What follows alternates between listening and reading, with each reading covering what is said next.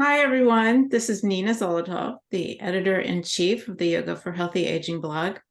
And today I'm talking to Leslie Howard again. But this time we have a very different topic. It's going to be digestion and yoga. So is there anything you want to say before we get started, Leslie? No, just thank you for having me. And I'm excited about teaching this topic. Great. Well, you're really well known for your workshops and your book on the pelvic floor, but you also teach workshops on other therapeutic topics. And one of those is digestion.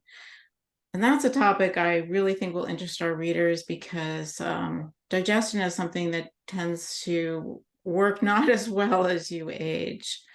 Um, so let's start by talking about what inspired you to learn about and teach yoga for digestion. Well, so many of my specialty workshops have grown out of my work with the pelvic floor.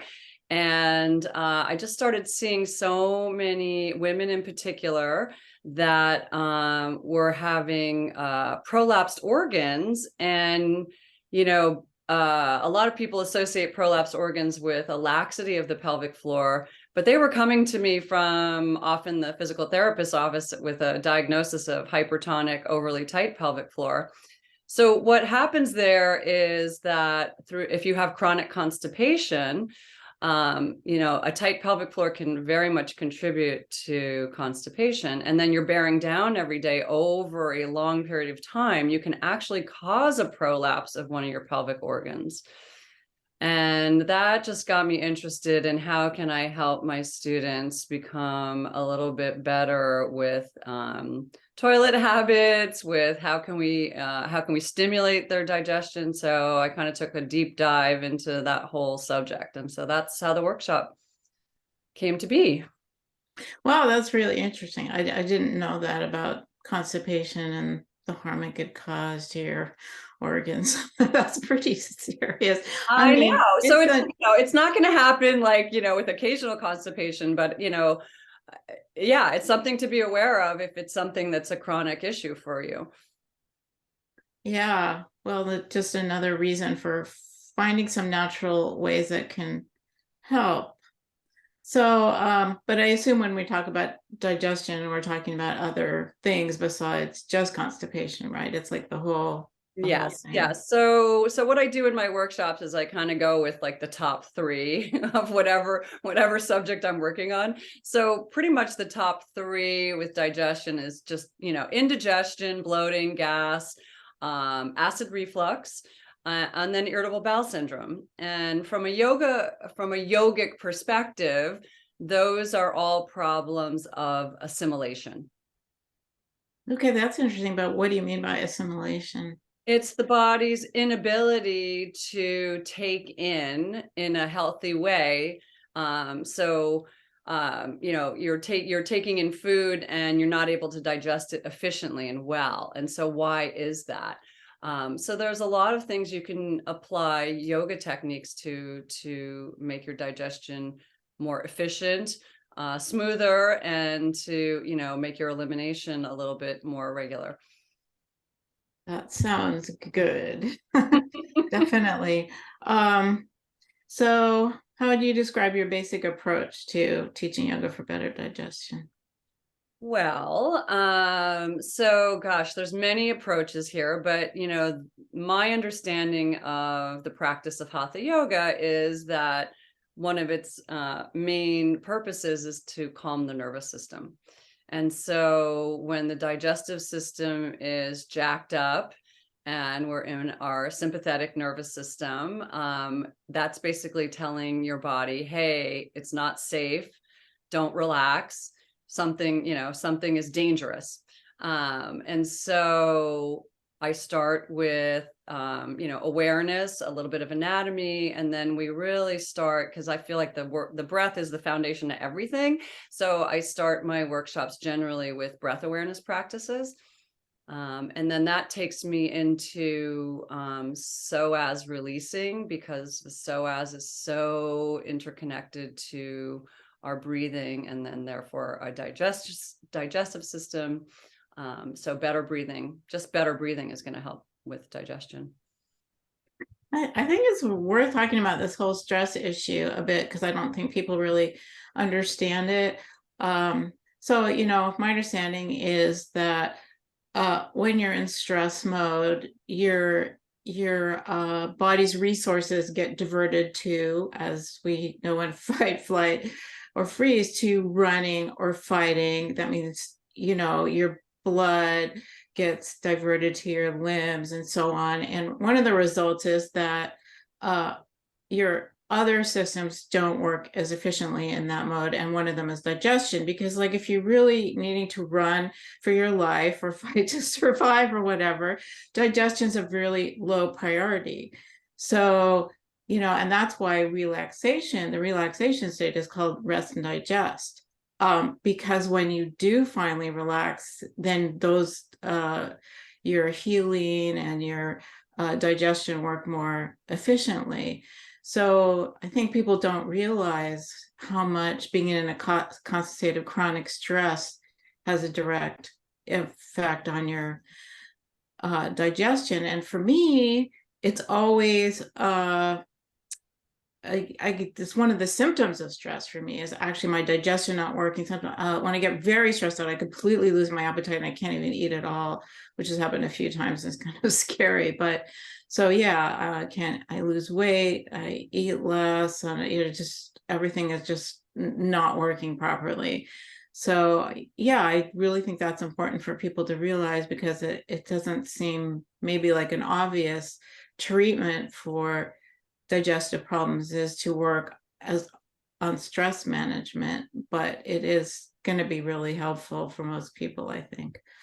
Yeah, and also, the deep breathing, again, it sounds overly simplistic, but if you think about culturally, what we're kind of fed on a regular basis is that thin is better, right? And so there's this kind of whole holding the stomach in thing that's going on. And, some people don't even realize they're doing it. So many people I work with don't even realize they're doing it. So they're holding their abdomen in all the time, which is causing them to breathe paradoxically. So that they're, instead of opening to the inhale, receiving the inhale, again, an active assimilation, taking in, they're sucking everything in so that it's not as welcoming to movement, right? And so one of the key things to healthy digestion is the motility of our organs moving. And what moves our organs, if we're completely still, what moves our organs is our breath. Now, of course, we can apply doing asana, which is also going to stimulate the organs. But again, as I said, I feel the breath is the foundation of everything. So, if you're breathing incorrectly and doing poses for digestion, well, that's better than not doing anything at all. But if you're breathing correctly and doing poses for digestion, then you're getting have a layered approach to better digestion. Yeah, I mean, that's really interesting point, because not only sounds like you need to relax your nervous system, but you need to actually physically relax your abdomen, and that takes some concentration, right? In terms of, if you have a habit of gripping or, tightening there, to start a new habit of relaxing, not just in your asana practice, but probably all day long. Yeah. And, think about, again, I hate to pick on our culture, but I'm going to, everything, everything that's fast is better. We want faster internet. We want faster responses. We want, we want faster cars. We want, it's, our culture is kind of scripted to be jacked up. We need our caffeine, and we need it in the morning to get going. And then we get another one in the afternoon. And, it's just, there's kind of this holy grail of moving faster, being more efficient, and, not to be, too gross, but, like a lot of people wait a long time to use the bathroom, and then they go in there and they're like, they're pushing aggressively all their urine out, or, they're straining to poop. And actually, what is healthier is to think of peeing and pooping as an act of relaxation. Like, sit down on the toilet, right? We've talked about how like a lot of people hover over the toilet because it's a public bathroom. Okay, I understand, but much better to sit down. Can you take a couple deep breaths, relax? For pooping, I highly recommend squatting on the toilet seat or putting your feet up on a footstool or a squatty potty, whatever you got. And then think about deep breathing and relaxing. Things might actually go better than you think. Those are really good points.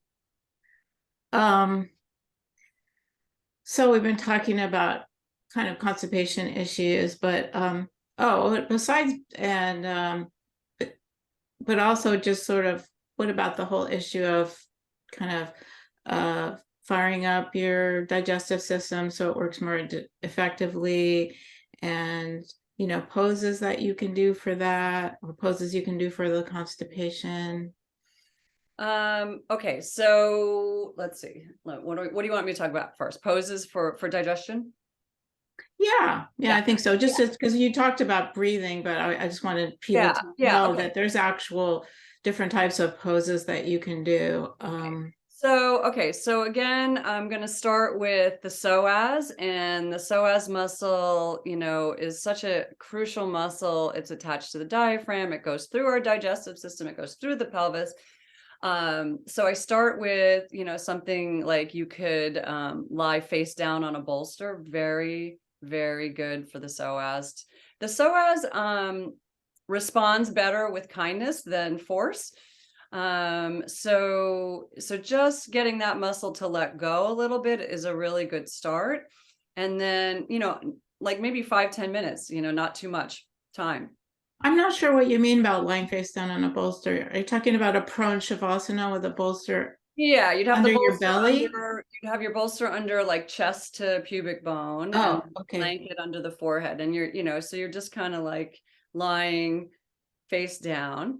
Yeah, it's incredibly effective for releasing the psoas, for working on lower back pain. I've actually worked with a couple of people that came to me specifically for digestion and felt like that was one of the most helpful poses I gave them. And it's like, seems like you're doing nothing, right? But hey, let's cheer for doing nothing. I would really like to have that pose on the blog sometime. Maybe we can work Okay. on something. Yeah. That's a great Yeah. idea. We could do a short on it, or I could do photos, whatever you want. Yeah. And then I would, from there, then movement, really moving the legs. So if you think about a little baby, right? What does a baby do when you put it on its back? It like moves its legs like that, right? One of the reasons they do that is to stimulate their digestion.